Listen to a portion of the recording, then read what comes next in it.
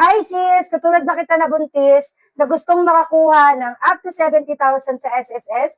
Kahit wala kang employer, pwede ka pa rin mag-apply as voluntary. Hi, it's me, Mami Kakay. If you are self-employed, a mom, business owner, OFW, this video is for you. Step 1 mga sis is maternity notification. Unang-unang gagawin mo, maglalagin ka muna sa sss.gov.ph or sa SSS mobile app.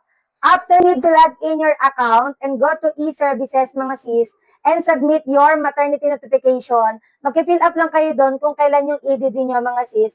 And then, madali lang mga sis, i-email na agad kayo na SSS na ayun, na-notify na agad kayo na SSS na buntis kayo. Mas better mga sis na kapag ka nalaman yung buntis kayo, nakapag-ultrasound na kayo, trans-B, nakalagay doon kung kailan yung EDD nyo, is mag-submit na kaagad kayo ng maternity notification. Second step mga sis, requirements after giving birth. Dito naman is kailangan na ng MAT2. Okay? Kailangan naman pumunta sa SSS branch, sa malapit na branch sa inyo, para kumuha ng form and i-fill up mo yung lahat.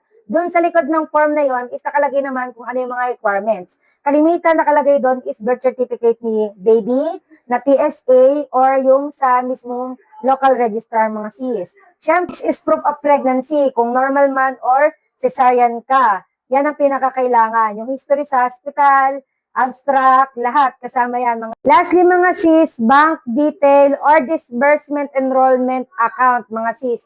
Ito, napaka-importante. Ito yung mahirap talaga mga sis. Alam niyo mga sis, through banking na kasi yung pag-a-approve ni SSS, no?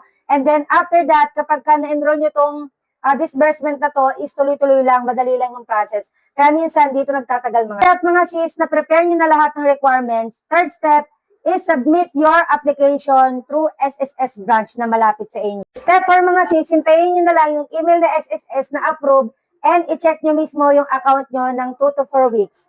Mabilis lang talaga mga sis. Ang nagpapatagal lang talaga yung disbursement enrollment account. Yun ang mabusisi mga sis.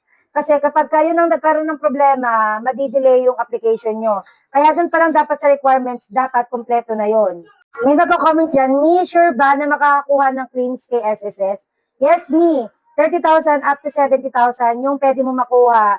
CS ka man or normal mga sis. It depends doon sa hinulog mo. Minimum na pwede mahulog is 560.